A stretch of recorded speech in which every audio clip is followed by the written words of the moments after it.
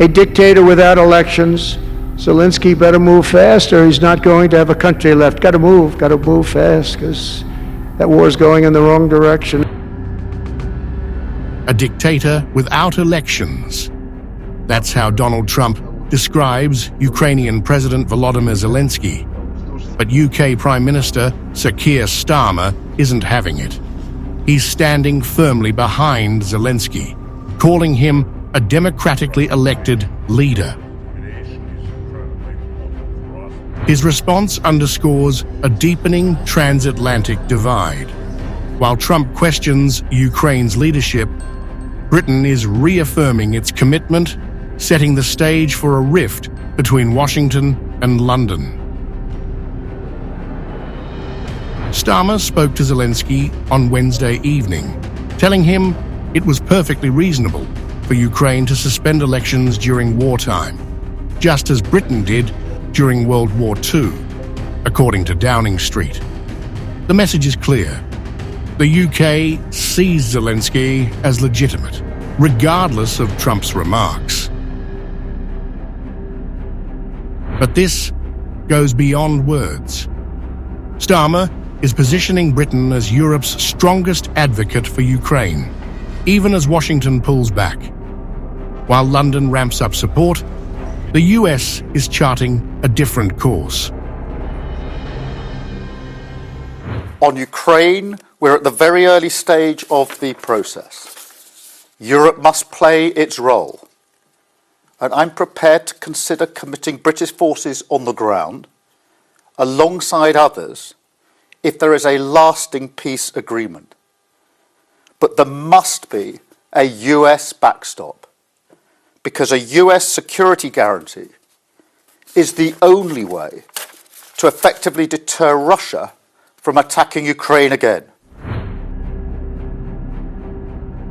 The growing transatlantic divide isn't just rhetoric. Trump is questioning military aid, while Starmer is expanding Britain's role, both financially and strategically. The UK has pledged nearly $4 billion in military aid to Ukraine through 2030.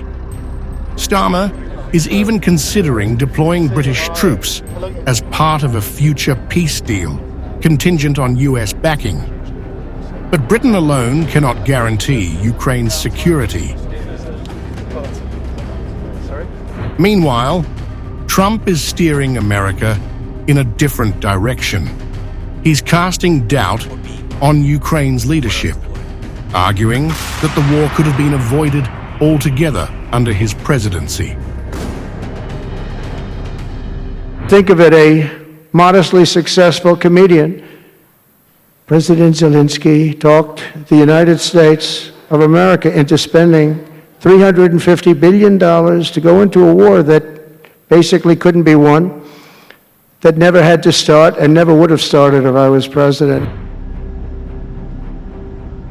Starmer, in contrast, is urging Europe to step up, insisting that Ukraine's survival is critical for the continent.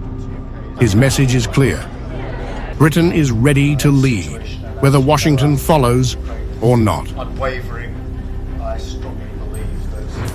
Now, recent statements by the US administration should not come as a surprise.